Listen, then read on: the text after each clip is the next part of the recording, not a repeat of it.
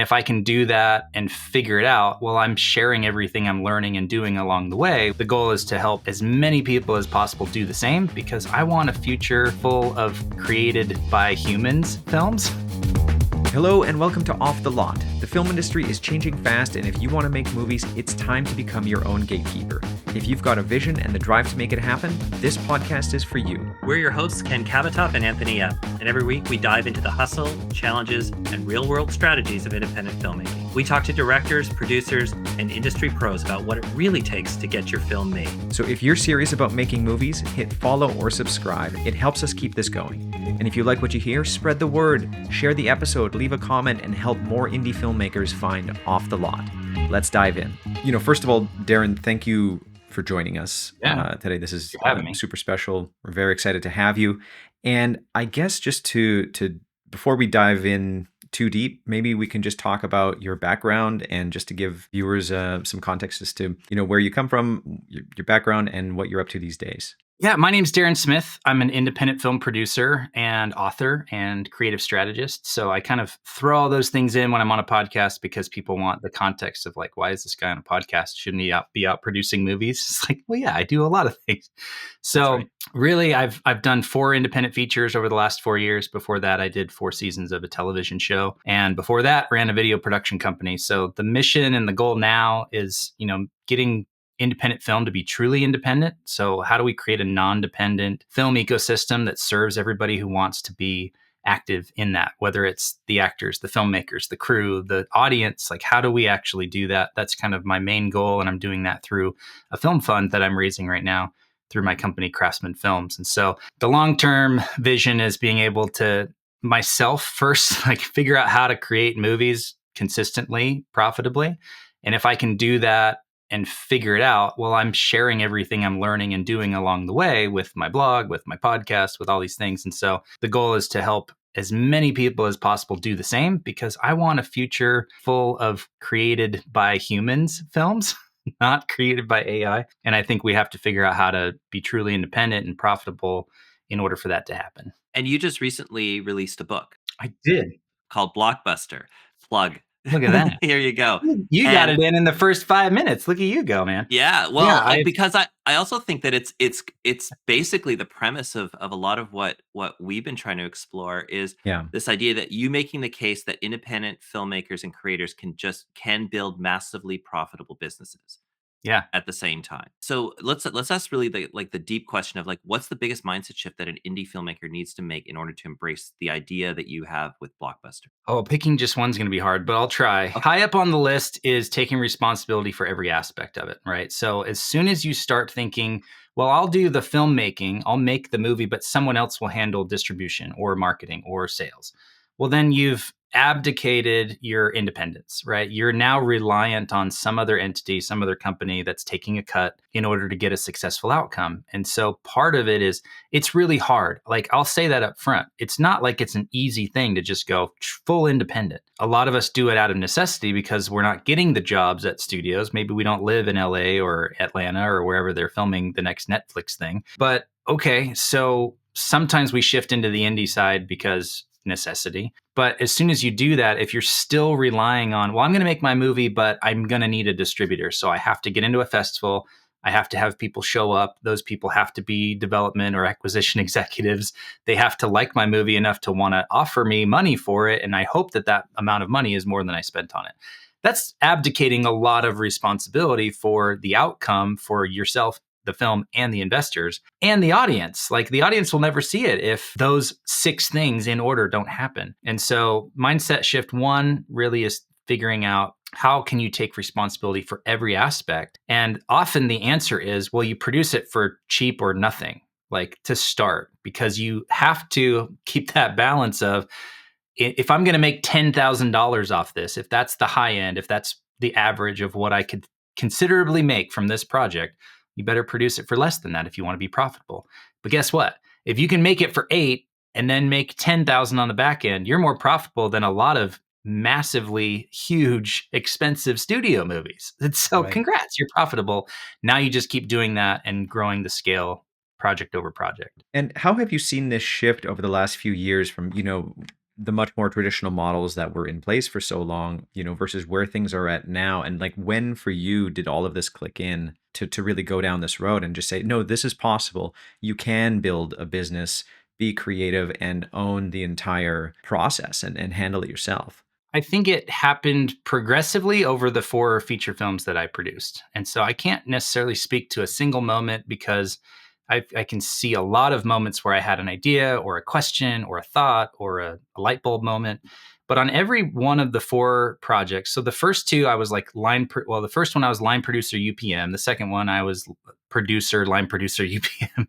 The third one I was producer, line producer. And the fourth one I was producer, line producer. So I have this kind of different experience across the 4 films, but in each one, I could point to something where I was like, why did we make that choice? Not that I thought the people doing it were dumb. I just assumed that I was dumb and didn't know something that they knew. And so I would sit there and I would, take notes. I would just keep track of like, okay, why did we raise this money and put this movie together without a plan for distribution? Why did we pick this distributor over a different one? Why did we spend money on marketing, but it was spray and pray instead of hyper targeted? Like, we're not a studio. We don't have the budget to do spray and pray marketing. Why did we do that? And it wasn't like, you guys are dumb. Why are you doing this? Again, it was just, what do I not know that they seemingly know because they're making these decisions? And after the, third movie, I was like, okay, I think there's a different approach to this. And what would that look like? And I asked the question over and over again, what would have to be true in order for me to get this outcome, right? If I wanted to make, let's say, $10 million per movie on a $1 to $3 million budget spend, like all in production, development, production, post-production, marketing, distribution. If I spend 2.5 or 3 million, how can I make 10? That was kind of the big question. And it was like, because if I can do that, I can do it forever. There's no question. Like, I will be able to raise money. I'll be able to get whatever projects I want. Actors will want to work with me, et cetera, et cetera. Like, it's the Blumhouse Sustain yourself model. during the lean times. You can make it all happen. Yeah, 100%. And then it also, like, that was kind of the first question. Then it became, well, what would have to be true in order for me to do 3 movies a year? Because that would keep myself busy enough. I'd be able to take 1 or 2 months off every year and just kind of like go to London and hang out with my family or whatever. And also 3 movies a year means like, if I'm paying somebody 30 grand as a crew member over a 4-month period, well, that's pretty sustainable for them too. And they could do 3 projects, maybe a couple of one-off like commercial gigs, and they could take time off and have money to like live their life and save some money. Like, I'm also simultaneously thinking about the crew people that I love and that I, work with. So it just was a lot of what would have to be true in order for that outcome to occur. And then asking that question over about a 1.5 year time span was like, oh, I think the answer is a film fund. So I'm doing a $10 million 10 picture fund we'll do 10 movies in 4 years, and then we'll raise the next fund and the next one and the next one. And that's how I got to that point. So I don't know if that directly answered your question about like what was the shift, but for me, I've never worked in the studio system. I've never worked on studio movies. And so I don't really know there. I am paying a lot more attention now and trying to anticipate what's happening in Hollywood and with the studios and streamers. I just think that they are so not caring about the outcomes for independent filmmakers that it doesn't make any sense for us to strive to partner with them until they change course, which I don't think they'll ever do. Right, and they're not necessarily even built for that. Like, it's almost like the business model wasn't built to embrace the type of approach that you're taking. It was built to enrich a different type of class of person or company than what we're talking about in the independent space. And Yeah. what I have often seen, in especially in your blogs and in your podcasts and so on, is just that approach of, look, like they didn't design that system for you. They designed it for themselves. And we have to create that truly independent. That's what independent is. It's like independent of that system means Yeah. not even starting there, like just starting with where you're at right now, because you're in Utah, we're in British Columbia, and people might be anywhere in any state or any province in North America. It's weird to look at it from the outside because economically it's a weird model, right? Everybody tried for years to follow the Netflix model because they were quote unquote making money. And it's like, wait, are they? That's another story for another day. But like, they obviously understand that level of business way better than I do because they're doing it, right? But they built businesses that extract all of the money out of the process to benefit the business. So filmmakers are struggling across the board. top to bottom, whether you're the top Hollywood. We had Michael Bay at South by this year with a independent documentary project that he couldn't get made elsewhere. So he did it himself. Michael Bay, like a director that everybody has heard of, whether or not you love his movies, he's a known entity and should be able to walk into 5 studios and get 5 offers and then one of the most successful commercial directors of all time, right? Exactly. And if he can't get a movie off the ground, then... Right. So the system that they built, they being the studios, is really good, exceptionally good at extracting every last cent out of the process and having it go to the company. And what that means is now none of the money is going to the filmmakers. And so how do you get movies made? Because it's not profitable for them to go back to the studio and say, well, I want to do another one of those. Because they're like, I'm on food stamps. Like, wow, how am I supposed to do this full time without being paid a full-time wage? And the system, it's not built that way. And so they devalued a movie to the point of essentially free. Like, I think Amazon Prime pays 3 cents per stream or something like that. Right. That's the deal you get if you put your movie on Amazon Prime streaming. It's like, okay, so if the value of a movie, which costs millions of dollars, is 3 cents, how on earth are you ever supposed to be profitable making those things? So I think for independent filmmakers, you have to this goes back to answering your question about mindset shifts, is like, you have to opt out of that system. That system will not allow you to be profitable because they are better at sucking out the money than you are. And so you have to go direct to your audience. You have to own the projects. You have to own your distribution channels, and you have to fight to maintain the value of the thing you created. And so I'm looking forward to selling directly to an audience of people a DVD that costs, or not a DVD, but a DVD or a streaming, purchase on Apple TV or on Amazon Prime, the purchase side, not the streaming side. I mean, I sell my book, not on Amazon, but I sell it for $20 for the paperback and $35 for the hardback. And I sell a couple every day because people understand it's a direct relationship and they're supporting an independent thing. And it's not necessarily about that. It's just I've positioned it as something that's valuable. And if I put it on Amazon and then they decide one weekend to put it on sale for 99 cents and I didn't choose to do that, they're devaluing something I made without my consent. And that feels really icky. And that's what the streamers and studios are doing every single day. So it's just not an environment where independent filmmakers are going to be able to be profitable. Full stop. Yeah. So that kind of leads you though to the obvious question, which is, so, and obviously we can't predict 5 to 10 years down the road, because who would have predicted what's going on now 5 to 10 years ago? But if you're thinking of the landscape today or tomorrow or this next week, you've been attempting this with your last one, with the Carpenter and with Faith of Angels. How would you put together a movie project like that, or how did you put together a movie project like that in order to take advantage of the methods that you're talking about? I think I'll speak specifically to going forward how I'm planning to do it, because while I was a producer on both The Carpenter and Faith of Angels, and thanks for just like knowing who I am and the movies I've made, like that's really cool that you spent the time like knowing the projects I've worked on.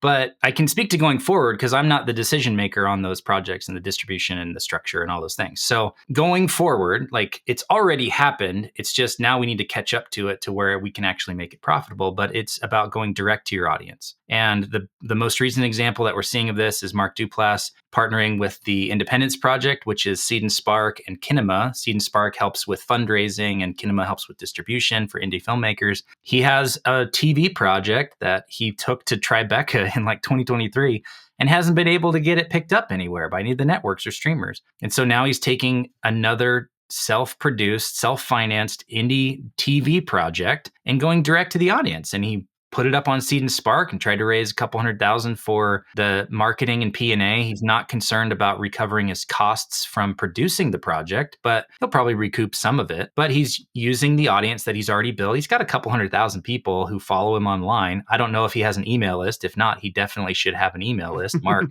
call me, dude. I'll get you set up. But that's the method, that's the process, that's the strategy going forward. Like you have to have a direct relationship with an audience of people who want what you're selling. So it's not about convincing an audience of people to buy what you're supplying, because that doesn't work either. That's supply side selling. We can't just say, well, I made this horror thing and your audience is full of faith-based people. That's a disconnect. You're not going to sell anything. So you have to have a direct relationship with an audience of people large enough to support the work you're doing. And so it goes back to when we did Faith of Angels. This is a good example. We as a test, we're like, what is the value of our audience? How many of our audience could we get to come over and like kickstart, or not invest, but kickstart the P&A, right? So let's see if we can raise 25,000 from an audience of about, let's call it 15,000 people that between Garrett and I, we could reach for free. Social media, email list, texting our family and friends, right? So we set up a Kickstarter, launched it, told everybody about it. 30 days later, we had $2,500. Now, we did not spend a full time 30 days, like every hour of every day on the Kickstarter campaign, because we were putting these movies in theaters. We were focused on that. But that was a test that gave us some information that was really valuable. 15,000 people, $2,500. Okay, now you can start to actually match like a value per person, not like inherent person value, but like monetary value, right? So Right. if I know, like, let's for easy math say we were able to raise $15,000 on Kickstarter off of an audience of 15,000 people. Every single person is worth $1. Okay, that's information that you can use for your next project, which means, oh, if you actually need $100,000, then you probably need an audience of 100,000 people, right? Expand that out, and that's just the upfront, the Kickstarter part. Well, what about theatrical? Like, you can look on Box Office Mojo and go, okay, about 25,000 people saw The Carpenter in theaters, and about 60,000 people saw Faith of Angels in theaters. And that's information that we can now use because we know how much we spent on the marketing and distribution of the movie. We can go, okay, well, the value of our marketing dollars, if we spend, I don't know what the amount was, let's call it $250,000. What if we spend that and make $250,000? Well, okay, we're break even. That's great. We had a theatrical release, but we probably lose money because the theater takes half, right? So yeah, you really need every dollar you spend to turn into $4 or $5 from the box office to be profitable. So again, we're testing these things and going, if we do this, what's the result? Take that information, apply it to the next one. So now I'm getting a little long-winded, but I'll wrap this thought up. No, not at all. This is great. This is absolute. Like, if I could be writing notes right now, I would be taking them. But I'm going to listen to this podcast later and write down everything you just said, because I was like, good luck snipping this up for a 1 minute short on YouTube. Yeah, exactly. I need to learn to speak in 60-second thoughts, but I don't have that skill set yet. No. But the idea going forward for the fund, for example, is, okay, if I'm going to need, like, again, what would have to be true for me to get $10 million box office off of every single one of our movies? Okay, well, that's 1 million people buying a ticket. Again, easy math. I'm doing a lot of rounding here. The average price per ticket right now is like $10.78. Okay, whatever. I'm not going to do that math.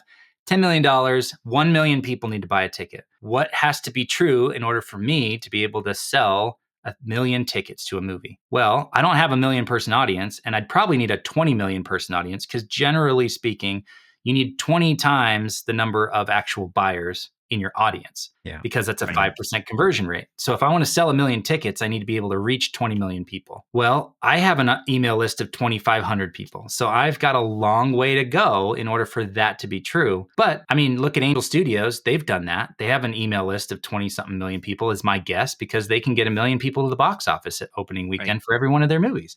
And they just crossed 1 million guild members on their streaming platform. Okay, so if the laws apply there, they've got 1 million paying customers, they probably have 20 or 25 million people that they can contact between social media and an email list.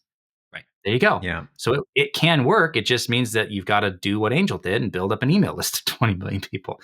Can everybody do that? No. Is everybody going to? No. Like, but if I'm trying to not just be Daren Smith producer, but actually have a fund and a company, like a little independent studio, well, yeah, it's very realistic that I would work towards getting an email list of millions of people in order for that thing to be successful. So A24 is doing a good job of that. Neon's doing a good job of that. They understand the relationship with the audience and how valuable that is. So they're building the audience relationship, not just the distribution channels. So you bring up a good point, because with Angel Studios or A24 or Neon, like, who heard of Neon 5 years ago, right? They've recently had a couple of hits and so on, but now it's like, oh, you've got a Neon film. And a Neon film is now, that's a brand. If you hear it's a Neon film, it's probably got some sizzle to it that you want to go see if you're into that style of film. Same thing with A24. Same thing with Angel Studios. Angel Studios has a brand. Like, you know what you're getting when you get that, when you go to watch an Angel Studios film. You know the kind of content you're going to be getting. You know the faith-based sort of world that they are inhabiting and what they're exploring with that. And so they're branding themselves and creating the brand of Neon, the brand of A24, and their email list is huge. Like I'm on all three of those, Angel and like all three of those email lists, and seeing what they put out every week or every month or whatever it is, whenever they send their emails out. Yeah. One thought that came up as you were talking there is the idea of, if we go back to being truly independent, what does it take? Well, look, if I'm trying to build an email list of 1 million people, let's use that as like the first big milestone. If I have 1 million people on an email list, which would be amazing. I mean, again, I've never had more than like 5,000 people on an email list. So that would be Right. a huge jump, 200x, right? Yeah. But I know what it would take to get there, but not the point. The point is, if the goal is to build an audience relationship, a relationship with an audience of 1 million people, does selling your tickets on Fandango help you do that? And the answer is no, because Fandango owns the relationship with the people, with the Right. buyers. They don't send you a CSV file of all the people that purchased a ticket to your movie. Yep. Okay, well, yes, you might sell more tickets, but does it help you get the other outcome of building relationship with a larger audience of people? No. So I'm not telling you there's a right or wrong answer, but if you know what the outcome is, there's definitely one that will help you get there more directly, right? So one also feels more of short-term thinking rather than establishing exactly. yourself and the brand, and long-term thinking to sustain yourself for years and decades. Yeah. And if you look at Angel Studios, they built their own ticketing platform. I Yeah. don't know at what cost or how many people it takes to maintain that every month, but like you can buy a ticket to whatever their Rule Breakers is, their new one that's out in theaters. You can go to angel.com and buy tickets to the theaters through Angel. Well, guess who then owns the relationship with the person who Yep. bought the ticket? Angel does, right? Then they're every film that they make now from now till the end of Yeah. them, they can market to that same person. Yeah. They also own the funding mechanism too, right? Like they've created their own equity crowdfunding platform. Exactly. They've created their own streaming network. Like that's an ecosystem that is fully contained. They don't need a single person outside of their own group in order to keep their projects going. Exactly. So talk about truly independent. Whatever you think about Angel Studios or their movies, that's not the point here. If we're trying to extract business lessons from them, they're 100% truly independent. They Yeah. do need their audience, right? They can't just self-fund their own stuff. They need the audience, but that's what allows them to be truly independent is they built the relationship with the audience over the last 10 years. And there you go. Well, I was gonna say like that there's a customer loyalty to it too, where it's like, and Mm-hmm. that's maybe what the three of us are sort of aiming for, is that loyalty to projects, which comes from volume as well. Like you have to then be putting stuff out. You have to be releasing new things every on a regular basis. Otherwise, in order to build that project up, which is sort of this chicken and egg thing, which is like, how do you get the audience to make the film? But you need, you build the audience over making several films. Yeah. Yeah. So maybe that comes down to like your first film has to be like, I think you were saying this earlier. It's like, your first film has to be something that you can make a small profit from, like that $8,000 film Yeah. that you can make a small profit from, because you can build an audience from that will get you your $20,000 film that'll get you your 200,000. But then you can't be making a film every 5 years because that's not sustainable. That's the conundrum. Yeah. Yeah. Because I was gonna say your film fund that you're talking about relies on also a little bit of volume. You have to be able to, you can't just make one movie in 5 years for it to Right. be successful. Yeah. Part of the pitch to investors is you're buying into something that's going to build the infrastructure over these 10 movies. So it doesn't fully exist. Yes, we have some distribution partnerships, we have sales people, we have production partners all over the world. Like there's a lot of infrastructure that already exists that I built before I started going out and raising the fund. But part of the play here is we won't have the same size audience on film 1 as we will on film 10. We're going to build it over 10 movies, and they're all going to be family friendly, stuff that sparks conversation, stuff that's uplifting, changes people for good. Like that's the thesis of the fund, so that they know that there's a brand that's going to be consistent through each one of those movies. Because then, if someone watches movie number 8 and they go, wow, that was really good. What's this Craftsman Films company? And they go back and look at all the other titles. They're going to go, wow, I want to watch all of these because I trust that they're going to be good. There's not going to be anything we're going to have to pause and tell our kids they can't watch, or like, oh, I'm so sorry for that word or whatever. Like, there you go. They know what they're getting, just like they do with a Pixar movie or a Blumhouse movie or an A24 movie or whatever it is. So that takes time, like you said. That's why it's a 10 movie fund, not a 2 or 3 movie fund, because we need that time to build up that relationship of trust with the audience. Also, just talking about that now for a little bit, I'm curious about what it's like trying to do this in Utah versus, LA, or if you were based in New York or something like that. Are there a lot of options for you for this producer fund, or are you reaching out all over the world, all over the country, that sort of thing, to put this together? Yeah, I'm reaching out all over the country because the way it's structured, I can't use outside investors just for tax purposes. Like I'm Sure. set up on an app called Sidecar. So it's spelled weird, SYDECAR.io.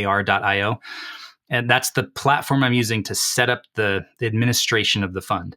And one of the caveats there is like, we can't handle international investors. Like, okay, I don't have any of those in my Rolodex. And so it should be fine for this first fund. Yeah. Oh, sorry. For you guys up in Canada. But like, We had $1 million fund, to give you, but I guess, oh I guess man, it just wouldn't work. man. Yeah. But by fund 2, I'll probably use a different platform that can handle international investors, right? As far as Utah, I think what came to mind is that we call it the pioneer spirit, right? If you know the history of Utah at all, it was Mormon pioneers that came from the Midwest, like Nauvoo and Missouri, and just like came west because they were literally being hunted. Like Governor Boggs in the 1800s was the governor of Missouri and issued an extermination order, literally saying it's legal to hunt and kill Mormons, Hmm. which is insane.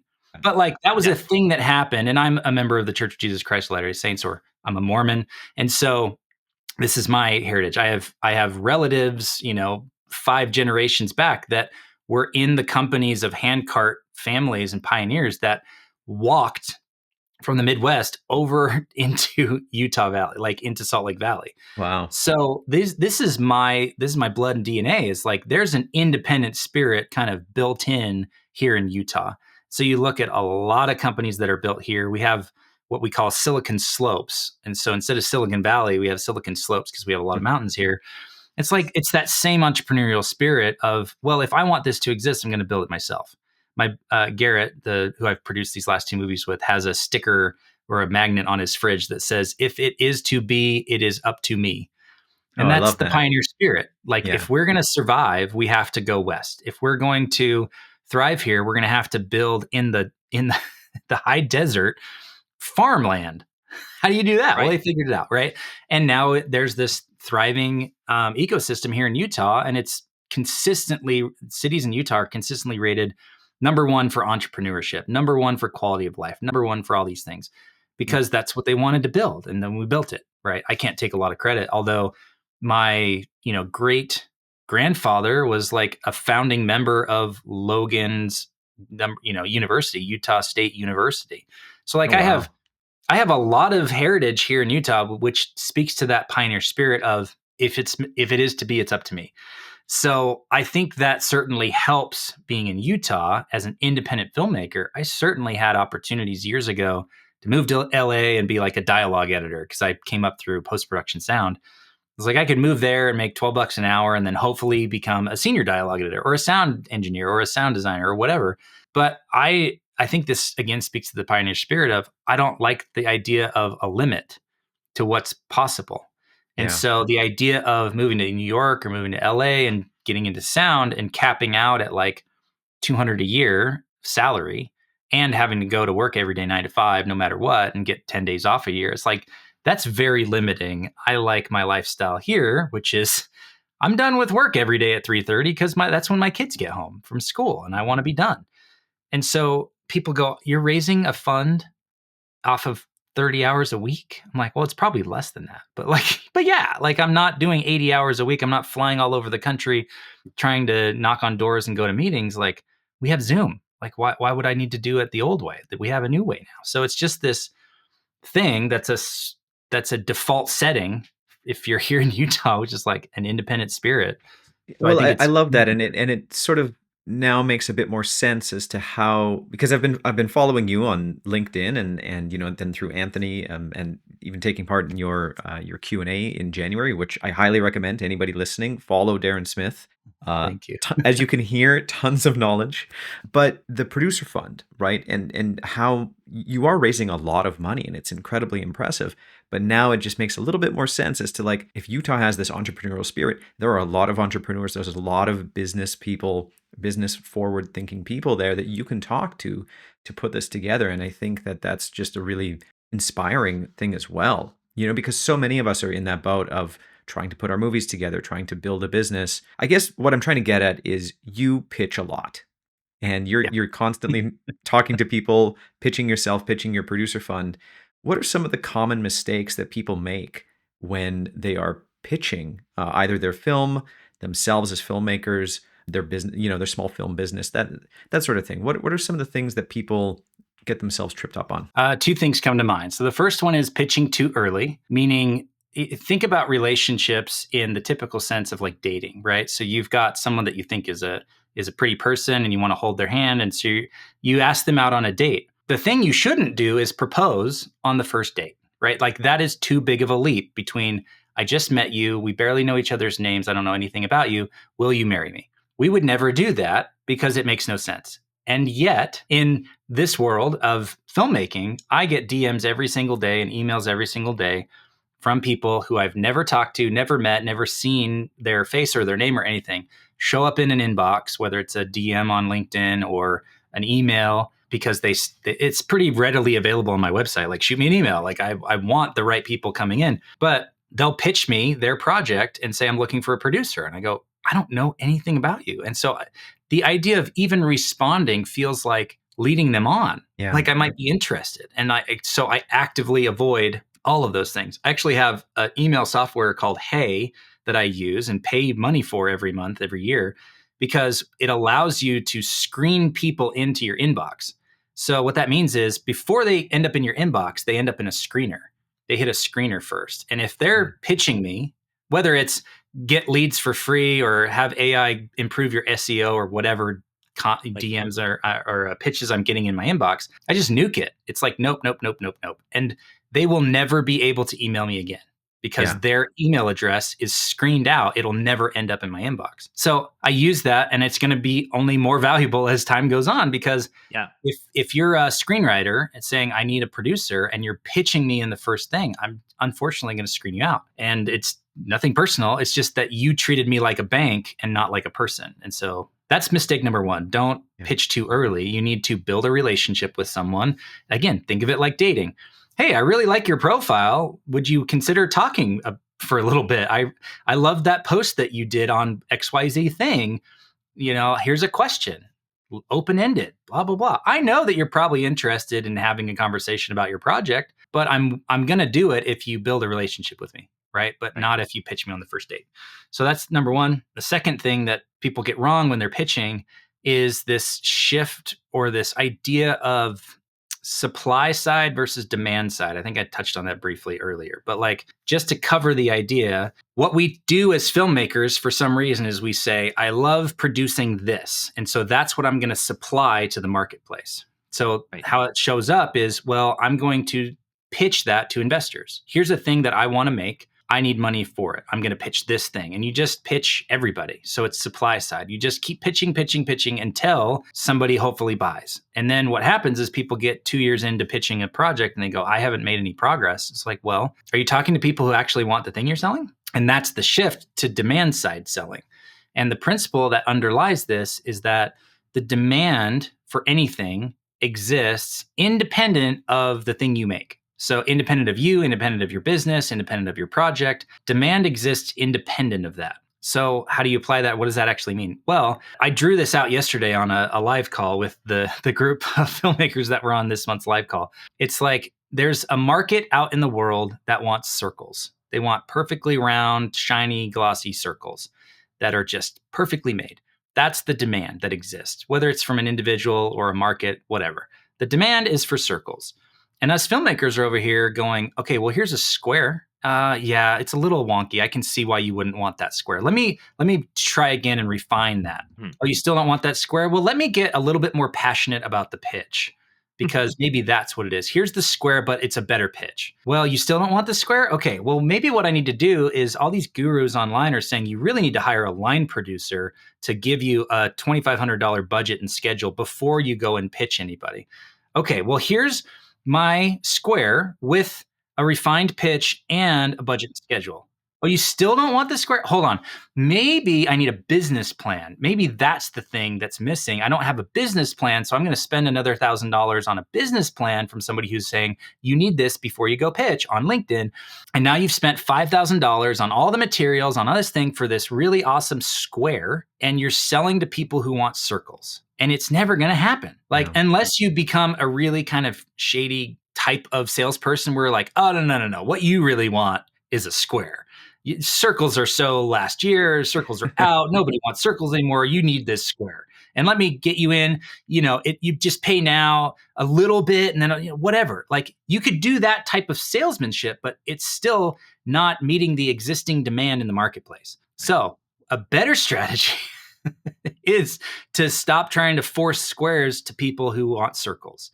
Instead, spend time doing two things. One is putting out into the world, here's the kind of thing I make. And if you're interested, come over here, right? That's where an email list comes in really nicely, because you can say, look, I'm making, let's use me for example. I'm raising money for a $10 million fund to produce family-friendly, really high quality, independent feature films. If that's something that interests you, you should click this button and get on my email list or learn about the fund or whatever the next step is, right? So I'm automating some of the process of relationship building. I'm putting a lot of content out in the world that says, here's what I'm making. If that's interesting to you, come over here. So, there's an entire marketplace on, let's say, LinkedIn for people who want stars and triangles and dodecahedrons and pentagrams and pentagons or whatever they're called, and circles and squares. So I'm putting out stuff that says, hey, I'm making squares. If you're interested, come over here. So that's part one. That's the automated version of it. Part two is I'm only going out to people and inviting them out for coffee, so to speak, if they're interested in the squares that I'm making. So I'm saying, here's a shape, here's a thing that I'm doing. If you're at all interested, I'd love to talk to you about it. And they go, oh, I don't do film. Great. See ya. I'm not going to spend any more time or effort trying to convince that person who wants a circle to buy my square. So you can shift from what you're making and try to match the existing demand in the marketplace. That's option one. Option two is you need to actually find the people that want the square that you're making. And you do that by putting out a lot of information in the world, marketing yourself and saying, here's some content, here's some video, here's a podcast, here's a blog post, here's a LinkedIn post, whatever, about I'm making squares. If you want to make squares too, come over here. And that's working. And then alternatively, I'm saying, okay, I'm not going to change what I'm making. I think it's valuable and I think it needs to exist. I'm passionate about it. But instead of forcing it down people who only want circles, I'm going to say, look, are you a circle person? Oh, cool. Well, I actually know a circle person. You guys should meet and talk to each other. I do that all the time.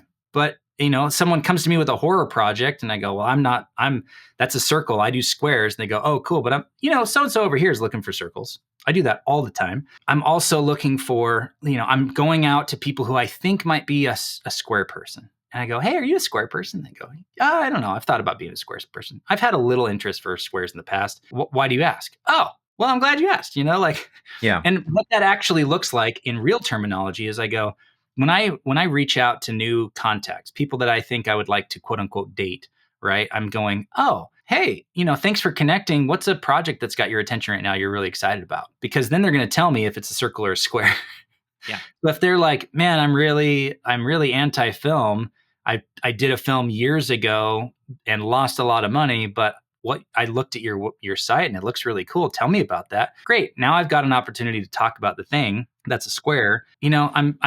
I'm kicking the dead horse at this point of this analogy between circles and squares, but you can see how that mindset shift from thinking about what's the demand that exists or finding the demand first and then supplying it, as opposed to trying to cram down your supply into a market that doesn't have any demand for it. there's that whole creator, sort of, I guess, the artistic filmmaker mindset. It's like, well, I want to make movies that, speak about the things that matter to me, and I don't really care about the square or the circle. I just want to make my thing. And it's sort of flipping that on its head and saying, well, that's okay. You can make your thing, but if you want it to actually work, you've got to find other people who want the thing that you are making. So if you're slow burning family drama film that is, an art house film, if you will, if that's the thing you really want to make, well, you have to go and find your art house audience somehow. Yeah. You have to go and see who's into art house, but don't come to someone who loves Michael Bay films and say, I've got this great art house film. I see that you like movies like Michael Bay makes and you fund those movies. Why don't you fund my art house film? I know you fund films. So why wouldn't you fund this? Why wouldn't you support indie film by funding this art house film?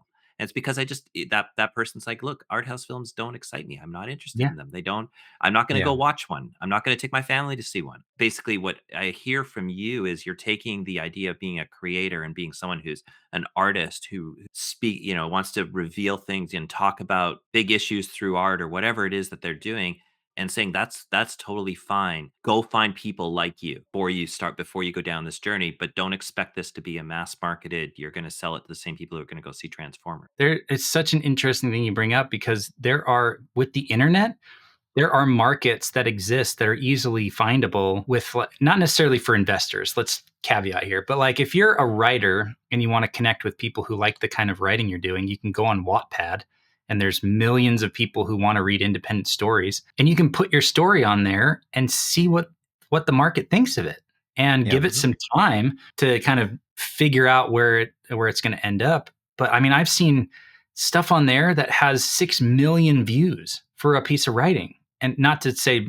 that my writing isn't valuable, but like that's a lot of people that are interested in reading independent writing. I mean, to the point though, where Wattpad has Wattpad Studios and they Right. are optioning these and trying to set them up as series and films, right? And Exactly. just tap into the IP market. Yeah, and you've got a built-in fan base of people you're already connected with because they're followers. Maybe, I don't know if Wattpad owns the follower relationship or if you actually get to see their email or what. I don't know. Like Patreon will let you see their contact info, I think, and you can download a list of your people. But I don't know how Wattpad works. Somebody, leave a comment and let us know how it works. But that's a really interesting microcosm of the principle we're talking about here, which is like there is a demand that exists independent of your thing. There are people out there that like your really super niche thing that you want to make. There is demand for it. You just need to go find it.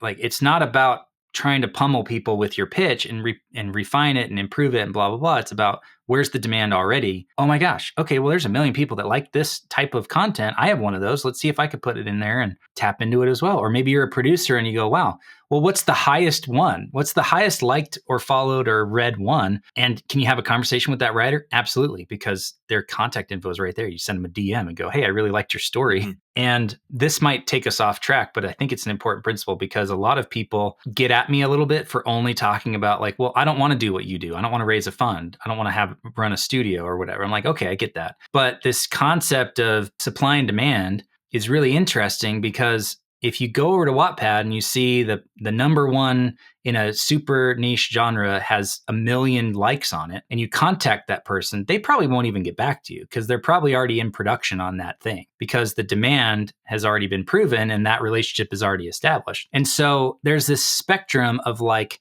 a balance between supply and demand. And if you're a filmmaker or an actor, I get this question from actors more than anybody. It's like, well, how do I do this as an actor? I don't want to be a producer. I want to be an actor. How do I move up the ranks and get more, raise my quote for each project and get better projects and do more work? It's like, okay, it's about manufacturing or understanding the balance between supply and demand. If you are an actor and you can work 200 days a year and you currently are contracted for 5 of those days, you have a lot more capacity or supply than you have demand from the marketplace. Now, can you go to Ryan Gosling and book him for your indie feature that starts filming next month? No, because he is already probably booked out 1.5 years. So he has less supply than there is demand for his time. And so at some point, you reach that threshold where you go from having an oversupply to an increased demand, more demand than you have supply. And that's what you have to figure out as a filmmaker or an actor is, okay, what are the things that I can do in order to increase demand for the thing that I have so that it outweighs the amount of capacity or supply that I have, the number of days I can work. And as soon as you do that, you are profitable. Like that's how you define profitability is more demand than there is supply or capacity, because that means you can choose who you work with. You can set your rates. You can increase your rates with each new project because, well, I'm booked out 3 months, so I might as well charge $1,000 a day instead of $800. Oh man, 3 people booked me at $1,000 a day. I might as well charge $1,500 or whatever. And you can do that over and over and over and over until you're getting $12 million a movie like Gosling. So that's a quick aside. I love that. And I think what's so important about what you just said is that it really comes down to this idea that I've personally been sort of struggling with over the last couple of years. Because like I come from the Hollywood TV world, right? Like I was a TV writer on a Netflix show. I work in writers' rooms and I have an agent in Canada. I have an agent in LA. And up until 2019, like in 2019, the Writers Guild went up against all the top 5 agencies, and to remove packaging, and that really changed the landscape in terms of the relationship between writers and producers in Los Angeles. And really, up until then, it was like, no, your agent sends in the script to the producer, they'll read it, they'll book a meeting through your agent. You just sit there and write your scripts. Right, you are the supply. We'll let you know when the demand comes in. And for the most part, there's all of these journeymen and women writers and actors and stuff like in LA that aren't taking the initiative and aren't taking control of their own career to increase the demand for them. And so over the last couple of years, I've been transitioning out of, the Hollywood system because like, look, the writing's on the wall. This is what this whole podcast is about. This is what we talk about day in and day out. Yeah. But this idea of really embracing indie film, and it's like, how do you do that? You have to put yourself out there. You have to create the email lists. You have to be more active on social media and just let people know who you are and what you do. And because like you're saying, maybe there are a whole bunch of people out there that love squares, and maybe there's the triangle people that you didn't even know existed, but you make triangles. Well, the only way you're going to find them is to put yourself out there, and you have to take control. And I think it's so important. And I love this supply-demand analogy that you had in terms of just Ryan Gosling being booked a year out. It's so true, right? How do you create demand for yourself? Well, these are some of the steps to make that happen. I love it. Yeah. If you're a writer and you can write 4 scripts a year, I mean, you tell me if that's an insane amount, maybe it's 1 or 2, but like 4 scripts a year is your capacity. Well, as soon as you have 5 people that want a script, you're oversubscribed. That's the term for having that right balance of demand increasing. Yeah. And most writers have more supply than demand, right? Like even right now, I'm juggling 4 different TV pilots at various stages of development. 2 are very close to being pitched to buyers and stuff like that. And it's okay, but the demand still isn't really there. If I was getting commissioned to write 3 scripts a year, 4 scripts a year, but like the deals were closing, then great. Then obviously it's going to work out. Well, if you were Taylor Sheridan, right? Like if you were, it's like, it's like, that's the thing. Like he can't keep up with the moment that a new idea comes out that it's a Taylor Sheridan idea. I'm sure there's 20 studios or agencies or streamers who are like lining up to try to bid for that next project. That's this overabundance of his demand is so much higher than his supply can possibly keep up with, which is why he's very wealthy and very successful. Exactly. Which is great for him, but the demand in Hollywood right now has been diminished so much over the last 2 years because of the strikes, inflation, just this massive contraction in production and the development side of things. It's really scary out there. I mean, a lot of my friends are TV writers and they haven't worked in a very, very, very long time. And many are getting out of the industry. And it's just, I'm even in the same boat of thinking, well, okay, that's not working anymore. That system does not work. It works if you're an A-lister. It works if you're Taylor Sheridan. Unless you're already in, chances are you have to figure out another way to make this happen. And with the indie landscape being what it is right now and the way that it's shifting, it's so interesting to just have these conversations and figure this out. And if Mark Duplass is making an independent television series, first of all, if Mark Duplass couldn't even get that picked up, right, that's a problem. If Michael Bay can't get his documentary funded, a known proven entity, exactly. So what does that leave? What's that for the rest of us? Yeah. Can we can we take a minute and get really practical? Because there are probably listeners of yours that are going, okay, this is great in theory, but how do I implement this? Yeah, I was about to ask that question. It's like, so let's I love go. It. Let's take your example of being a writer and you're transitioning from, it's an ideal situation to just be able to write every day. And your agent takes care of the demand. If they're a really good agent, they're out there manufacturing demand for you. They're talking about your next project and drumming up interest and getting people on a wait list of like, well, it's not ready yet, but if you want me to send it to you when it's out, I'll put you on a list. And man, if you've got 30 people that are interested in reading your next project because your agent is out there selling and marketing you, that's ideal, right? Because then you can just sit down and write every day. That'd be amazing. That doesn't really exist anymore, especially for brand new writers that aren't repped like you are. So what do? Like, if you want to start, like, step one, what's the smallest scary little step that you could take to get information?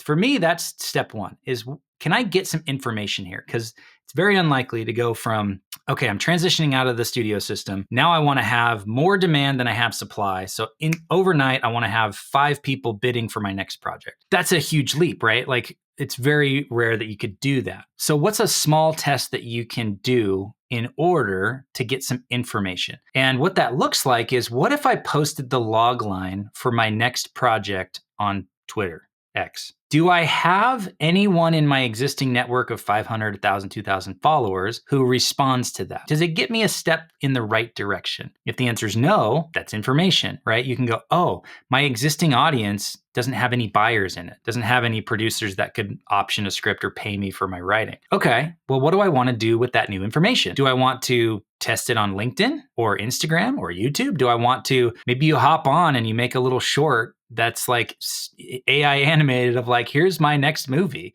I've seen a dozen of those on LinkedIn. Mm-hmm. I'm like, that one actually is a pretty cool idea. Like, who are these guys? It's like some dude in Latvia again. And you're just like, man, well, that was a compelling idea for a 60 seconds. I wonder what they can do with a budget and some money. I'm not giving it to them, but like, that's interesting. It was a test that had a result. And so do these little tests of, okay, ultimately, what are you building toward? Being oversubscribed as a writer, meaning you're going to write 3 things every year. You're going to have multiple people who want them, or you're going to pre-sell them before you even write them, whatever it looks like for you. You go, okay, that's the big behemoth goal that I'm going to try to hit as soon as possible, but maybe it's 3 to 5 years out. What's one step before that, and one step before that, and one step before that? And then it gets you down to the thing that you could do today, which is a really small next step of, for me, I wonder if I started posting on LinkedIn about the fact that I'm raising a fund, and not just, here's my fund and I'm talking about my fund every day. You guys know, I don't talk about the fund every day. No. I talk about the big picture of financing and development and distribution and marketing and indie film.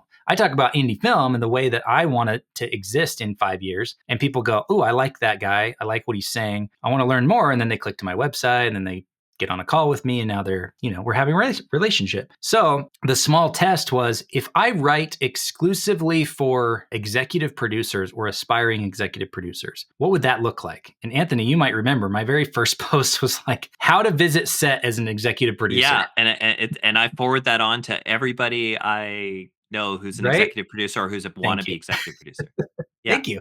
That was the test. The test was, does this surface any executive producers? And B, does it have more legs than my own ability, right? Can this go a little bit viral? Like, if you think of the R value of virality, like as soon as you're above 1, it's viral, right? And so maybe the R value of that post was a 1.2, but it means that it's still growing. Like, I still get people liking that post or that link and visiting that link 8 months later. It's like, okay, that's an interesting bit of information. And that, how much did it cost me to do that little test? An hour of writing and posting it on LinkedIn. And then I surface it every 6 weeks because I have a system that just goes, oh, that was a good post that people liked, post that again in 2 months. Great. Awesome. Like, that's a very small test, but in 8 months, sorry, I transitioned from you as a writer to me as raising money, but it's a secondary example for people going, okay, right now I am undersubscribed. I have less than $1 million raised in my $10 million fund. So I have more investment available. I have more supply than there is currently demand for that thing. But at some point this year, I will reach $10 million invested or committed from investors. At that point, the next investor that wants to invest, I'm oversubscribed. I can't take your money. But what I can do is put you on an email list so that you're getting updates about it every Friday, so that you've got this tension and this desire to be a part of this thing that you missed out on. Man, you're going to be first in line for fund number 2. You're going to be saying, dude, please let me know when fund number 2 is happening because this looks awesome. And guess what? If I've got 500 people over the next 4 years that join that wait list for fund number 2, and they're getting updates every Friday about, hey, here's a new project. Here's the box office. Here's the release. Here's the premiere. Here's the thing. Here's that. They're going to go, oh my gosh, I missed out on so many awesome things over the last 4 years. I absolutely will not miss out on this next one. Yeah. And how easy is it for me? How easy will it be for me to raise fund number 2 if I've got an email list of 500 interested investors and I only need 10 of them? You start with what's the big goal that you're reaching towards, and then work your way backward toward what's a small test that I could do today to see if it gives me information that helps me make the next step tomorrow that gets me closer to the end goal. Maybe to the writer, producer, with that one film that they're looking for. It could be a producer looking to fund an independent film project or to get interested in an independent film project. I guess it's another way of thinking about, I like what you said, is like, what if I wrote just to executive producers? Because that really does come down to, who are you trying to reach with your content? Because people are always saying, oh, I hate posting on social media. It's like, well, that's because you don't know who you want to talk to. If you want to talk to, and I fell into this trap a little bit too, where I was like, well, I'm talking to independent filmmakers. Well, first of all, independent filmmakers can't fund my film. Not that I don't want to hear Right? from them, unless I really want to have a lot of conversations with a lot of people who are struggling like me and get that, have, let's figure it out together kind of conversations, which is great, but also not gonna, if my main goal here was to get an audience for my independent film feature that I'm trying to raise money for, I've targeted the wrong people Yeah. with my posts. I'm providing helpful information and blah, blah, blah, blah, but I'm targeting the wrong people. Those people don't have $10 to their name. They're the Yeah. same people, whenever we do crowdfunding campaigns and we go out, we're like, talk to all my filmmaker friends. And they're like, well, yeah, but I'm trying to raise money for my film. Why would I don't have $25 to give you for your Yeah. film. And so you raised a good point of picking a lane you want to go down. Who are you trying to attract without trying to sell them? You're trying to make something, give them information. You're taking a look at the investor class of people and saying, introduce them to the world of film investing. Like film investing as a thing that, of course, I mean, the three of us are having a conversation about making films. This is a 5-year-old's dream, right? Like every 5-year-old with an action figure Yeah. has pretended to be making a movie with their action figures and that telling a story. And we're basically talking about, okay, yeah, but let's make ET tomorrow, right? Like that's the conversation we're having. I've often said this with filmmakers when we go out to bars and they're like, "Oh, can we not talk about film today?" I'm like, everybody in the bar would love to be sitting with us right now Yeah. having this conversation or listening to what we were talking about, as mundane as we think it is, Yeah. because it's become so routine for us. Because it's like astronauts sitting around a table talking about the last time they went to the moon, right? Like that, Mhm. like we are interesting people. And I mean, I'm not trying to float us all up, Yeah. but we have an interesting profession that Yeah. is People are drawn definitely to some. stories and to movies, and it's just, I mean, we're on the older side of things, so it's just it's a part of our life, right? From childhood. Yeah. There's another quick, interesting principle. I'm going to try to do this one in 60 seconds for you guys, so you can put Oh, it on. we're good for time. Yeah. But like it highlights this idea of tension. And I love this idea. I've been thinking about it a lot because somebody said, I forget who said it, but it may just be a law of nature that the only time people buy is to resolve tension. That's the only time people invest in something, purchase something, buy a ticket, whatever it is. So how do you apply that in your film career? It means that you've got to manufacture tension for the thing that you're trying to make. That's what you have to do. Your job with your marketing, your advertising, your content, your conversations with people is to increase the tension beyond the threshold of what it's going to take for them to buy or invest or whatever it is. So that's a big idea that I've been thinking a lot about, because if there's nobody buying whatever it is you're selling, it means that there's not enough tension yet. Did I do it? Was that less than 60 seconds? That was pretty close. I kind of looked at the clock there. Did we time it down? Well, and it's really important because it's like remember when we used to line up to go to a movie, right? You used to have to line up to get your tickets to see the next Indiana Yeah. Jones film or whatever it was. And those movies, they sold out the one theater. There weren't 15, so the supply of like having 15 theaters in a building didn't exist. And yet those movies made more money and were more profitable than Yeah. many of the blockbusters these days who have the ability to go into all 15 theaters. Yeah. It's crazy to me that like this is something that happened on both these last two movies. So I'll share this because it's actual data that happened. Like, we oversupplied the market with our indie films. They were both on over 400 screens when they released in theaters. It was a cool moment because, like, the weekend of November 1st, 2024, I had 2 movies in theaters as an indie producer. Not just like 4 theaters in Utah, but like nationwide. Yeah, that's amazing. 2 movies in theaters as an indie filmmaker. Like, I probably should talk about it more because it's really impressive. It's really cool. Yeah. So, but we did it wrong. We didn't live by this principle of supply and demand. And we oversupplied the market because I think our amazing, really talented distributor team, they had a lot of demand from the theaters. And so they were putting it out there and reaching out and going, hey, we got a square. Who wants a square? And everybody's like, oh my gosh, all I have is circles right now. I would desperately love some squares. So we were getting into Cinemarks and Regals and all the big chains took our movie. And so we're like, man, we thought we were going to release on like 150 screens. And now we're doing 300 and something was like the widest release, 340 or something like that. But then what happened? Not enough people showed up and bought tickets because we had an oversupply of our movie in the marketplace. And so honestly, it would have been better for our movie, not just longevity wise or profitability wise, but also like word of mouth wise, to be like, hey, we're selling out in 20 theaters. And then next week, we're still selling out in 30 theaters. And then next week, we're in 100 theaters. And it would have been better to sell out and expand to meet the demand rather than to oversupply the marketplace and go, oh, shoot, we oversupplied the marketplace. There's only demand for 60,000 tickets. It would have been better for us to target independent theaters instead of the big chains, and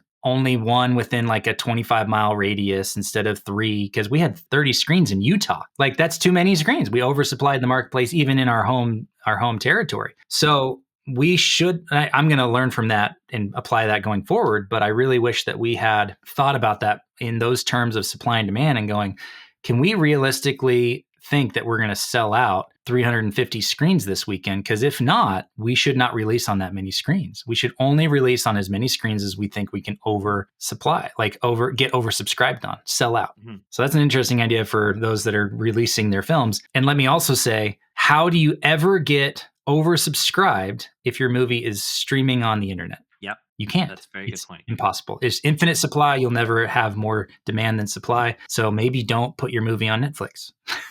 Yeah. Well, it's a very good point because that is the problem we're seeing these days, right? Like those sort of day and day streaming to movie theater. The movie theater has to jack up their price to $30 because they know not enough people are going to go see it. So they have to jack up their price, which of course again turns off more people. And also, if it is on Netflix and you have a month or you have a subscription, you can watch it anytime. Yeah. So you don't even need to be like the first person to watch that film. You don't have to watch it. There's no tension to watch it when it comes out. It's like what Disney used to do with their in the VHS days. Remember when they would release one of their, what it was, Little Mermaid or Lion King or something like that, and they'd release it for a month on VHS and then pull it back into the vault. Yeah, it would go back. It would go away. Limited release. E.T. did this. I think this is how I'm aging myself, but it's like I remember when E.T. came out on VHS. And it came out like 5 years after it had been in the theater. But then they put it out and then they pulled it from the shelf 2 to 3 months later. Yeah. So now you can't watch it. You can't find it during that period of time. Yeah. And do you think that ET was ever on the shelf more than a second when it was available? Yeah, it was never. And which is so interesting to me because you got Disney, who understands supply and demand tension, because how many Disney parks are there? There's not one in every city.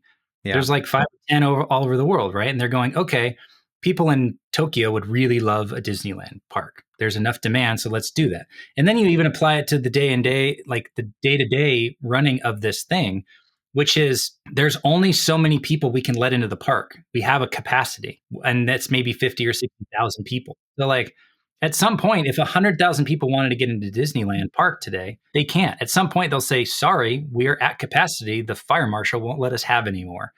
And yet they go and create Disney Plus streaming.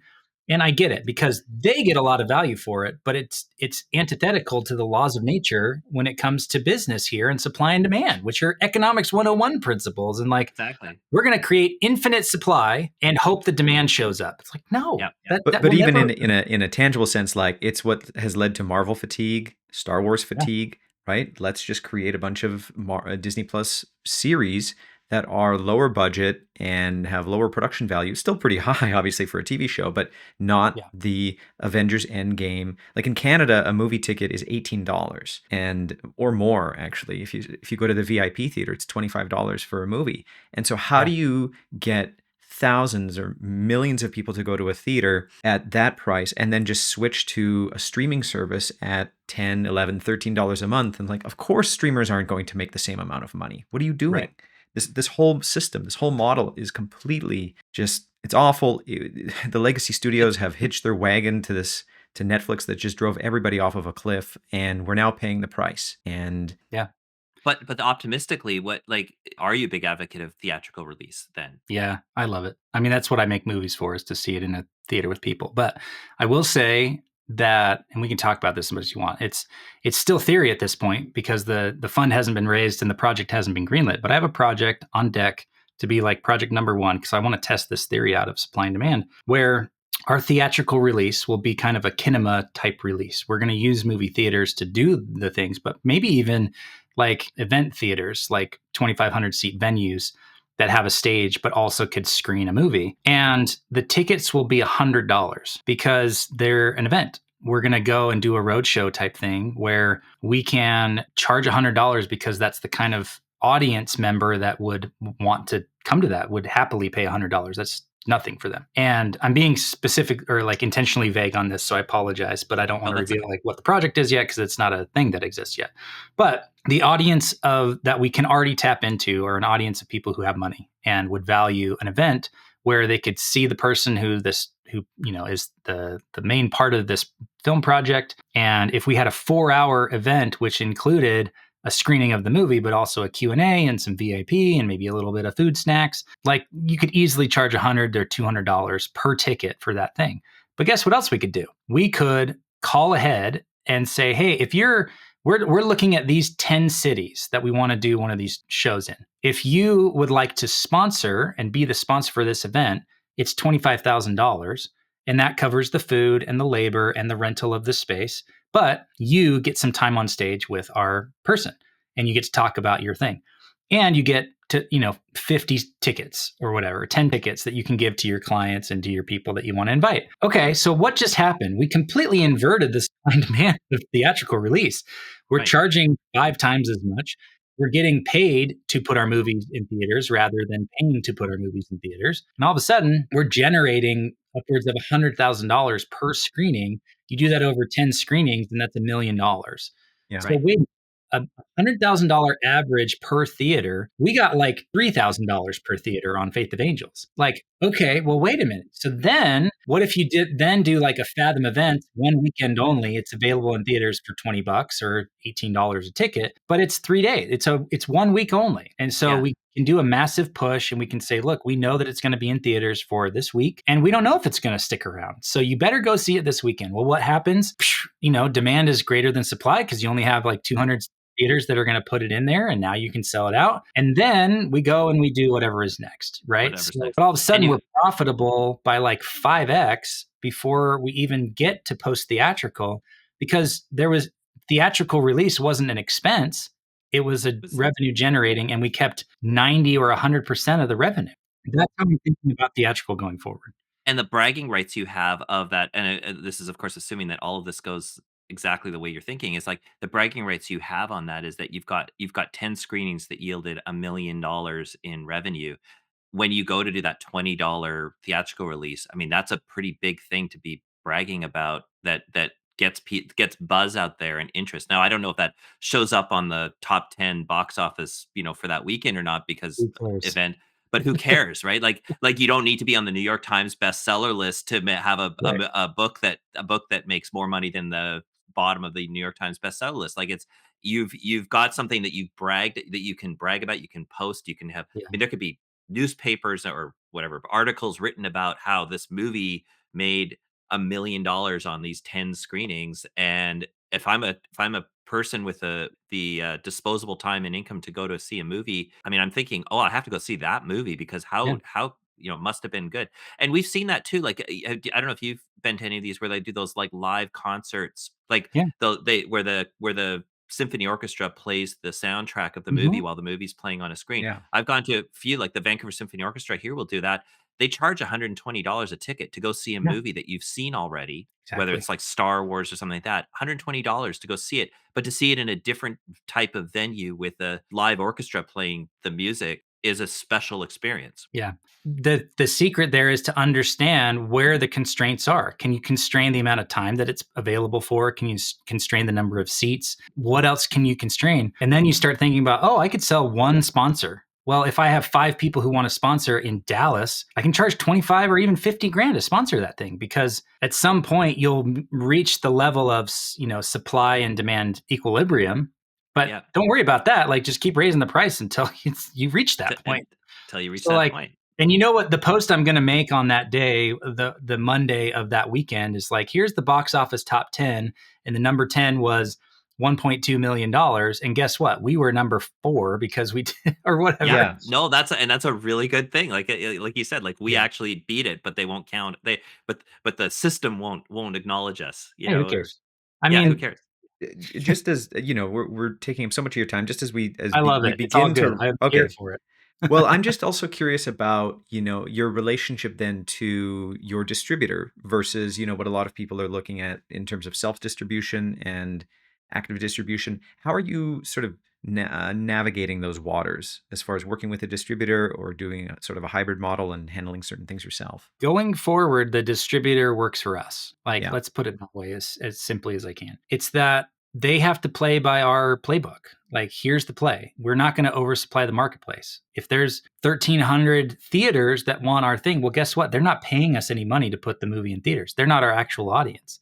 That was a mistake that we made, is thinking that, oh, demand from theaters equals demand from audience. Those are two different things. And you might have 400 theaters that want to play your movie because the only thing that's out is R-rated schlock. And they're going, wow, this is a PG movie about, faith and uplifting, and it's a good story. And, blah, there were reasons why all these theaters wanted our movie playing in one of their screens, and yet the audience didn't show up. Those are two different things. So what you need is audience demand, not necessarily theatrical demand. And that was a big miss on our part, with that we learned. Like, that was a test and we learned information. And now that we have that information, we'll never oversupply the marketplace again. I will not allow a distributor that I'm working with to do that. And I would even say, like, at some point I can see us working with a level of distributor like a Lionsgate or a Sony or a whatever, something like that, like a mid-tier, mid-level distributor. If 3 of them want to distribute the films that I'm making, well, guess what? I get to dictate the terms. And part of the terms are, we are only going to supply the marketplace with as much demand as we can prove. So if we have 1 million people on an email list, or they have 10 million on their email list with Lionsgate or whatever, how do we gauge the current demand? Well, you could do a wait list, you could do a pre-order, you could do whatever. But you say, look, we want to know the top 100 cities to release this movie on. So go here, click a link, put in your email address so we have it, and tell us your zip code. Okay, well, now you can scatter plot that on a map and know exactly where your top 100 markets are. Great. That's where we're releasing our movie. And then if we sold out on every single screen and we had a $15,000 or $20,000 per screen average for the weekend, well, sure, let's expand to 500 or 400 or whatever. And guess what? It's not going to be hard, because every single theater wants to have a movie that's doing 15 grand in a weekend, Yeah. because their bottom 4 movies are doing $84 in a weekend.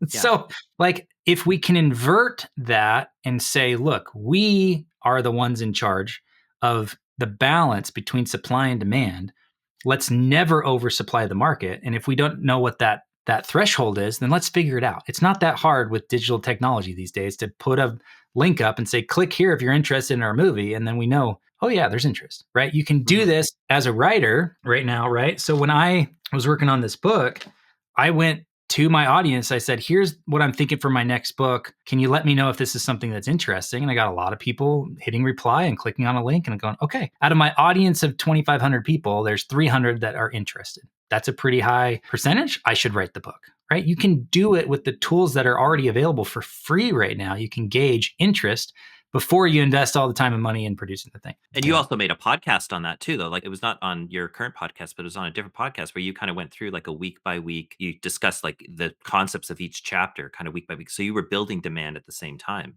and or seeing if the Mhm. demand was there, right? Like I remember listening to some of those. I can't remember when you did that. It was like a couple of years ago, right? Like Yeah, you I had did the started doing same that. thing for my first book, which is called Craftsman Creative, which was a business that I was running up until last year. I've kind of shuttered it just so I can focus 100% on the film fund. But essentially, in order to build the demand, because I had an email list at the time, this was August of 2021. My email list was like 450 people. And it was scattershot. Like it was, oh, here's people that from an event that I ran, here's family and friends, here's people from some daily blog that I tested 2 years prior and then let that go dormant. Like it was not a focused audience of people. And so, how am I going to build an audience for this thing? Because I need to have an audience to release to. And so the answer was, well, let me build it as I write it. And so, as I was writing each chapter, I put it online and I put it as a newsletter. And in the course of writing the book, grew my list from like 400 something people to 2,000, and then was able to sell copies of the book. And honestly, this we don't need to get into it, but like it's a nice little aside for people who are thinking about writing in a different way. The point of writing the book was not to sell books and make money selling books. Yeah, I'm making like $100 a week selling books right now, which is great. I love it. It's my gas money or whatever. But like Yeah. the point of the book is to when investor comes to me and he says, "Do you have a plan for how to do this?" I go, "Do I have a plan? I wrote the freaking book, man. Like this is the plan. This is what we're going to follow when it comes to producing indie films." Now, Blockbuster is not a book about how to produce indie films step by step, but it's a broader principles of how to do creative work at this Yeah. level. It So, also it also yeah, demonstrates your business mindset because we can all be dreamy film people. It demonstrates that okay, I understand what you're looking for as an investor because I wrote a book about how to make a successful business. yeah, I understand what you're looking for and what you're investing in. This film project, and film is a very like it's a tough market to be investing in, but just so you know, I'm taking these principles and applying it over yeah. here. That's why I wrote it. And guess Yeah. what? Instead of sending them a DM on LinkedIn, I get one of these and send it in the mail. And I go, "Hey, here's a handwritten letter of why I think you and I should talk."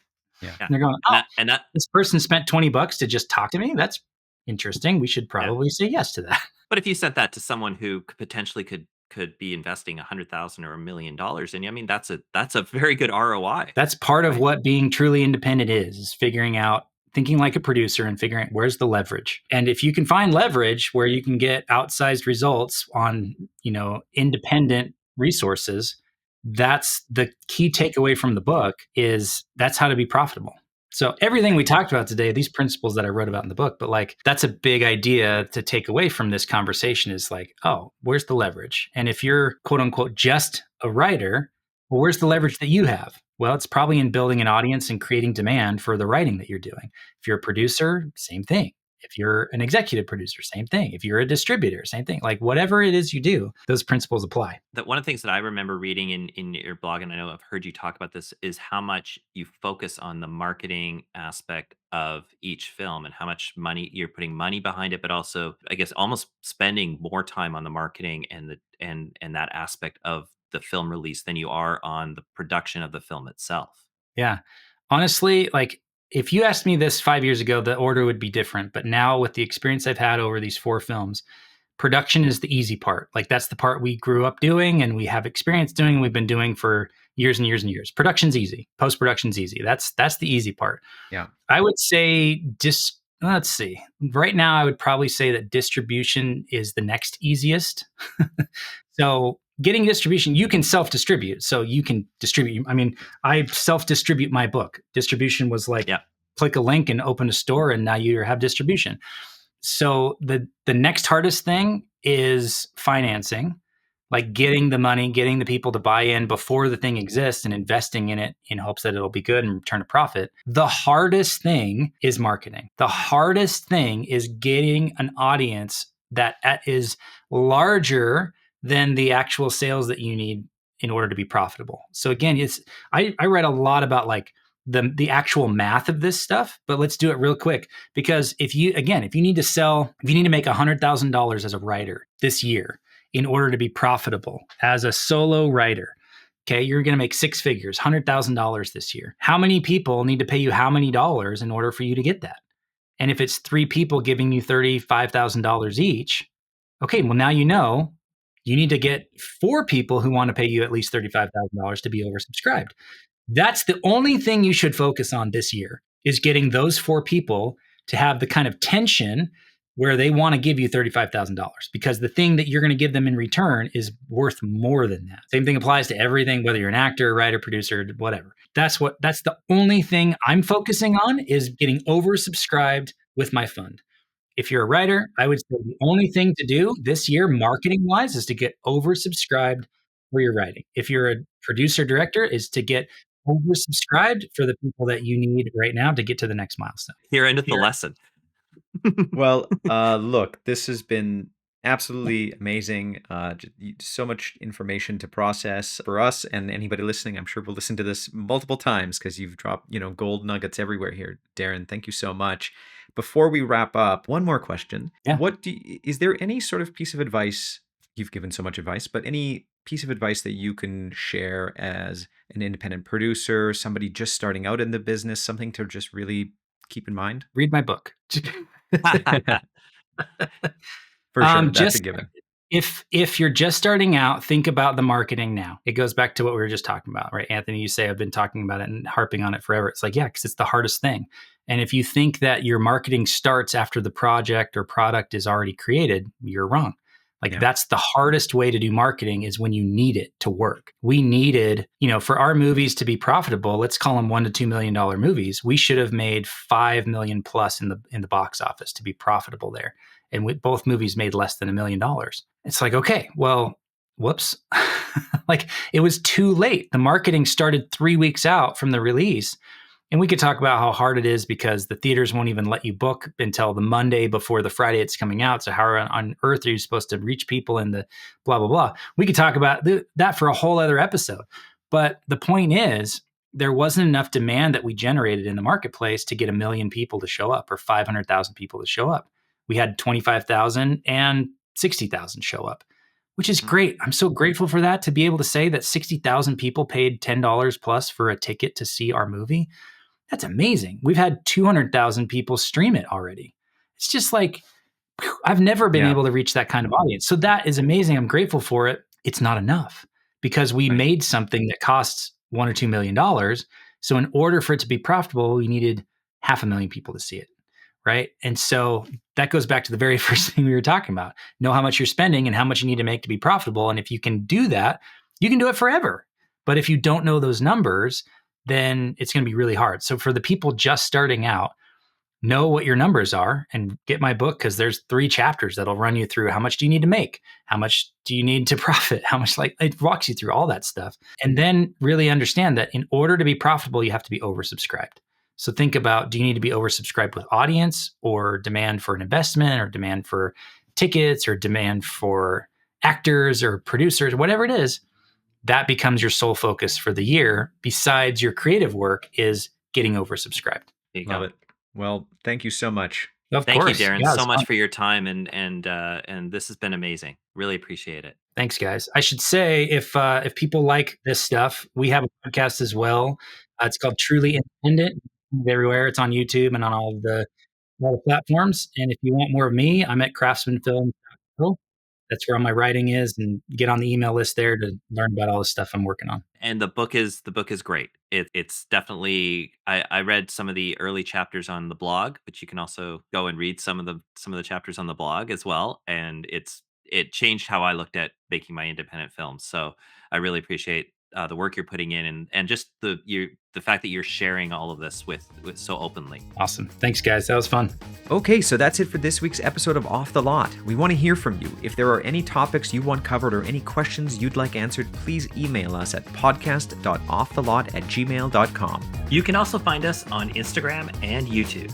Our handles are in the show notes. Be sure to like, follow, and subscribe. And share this with your friends. See you next week.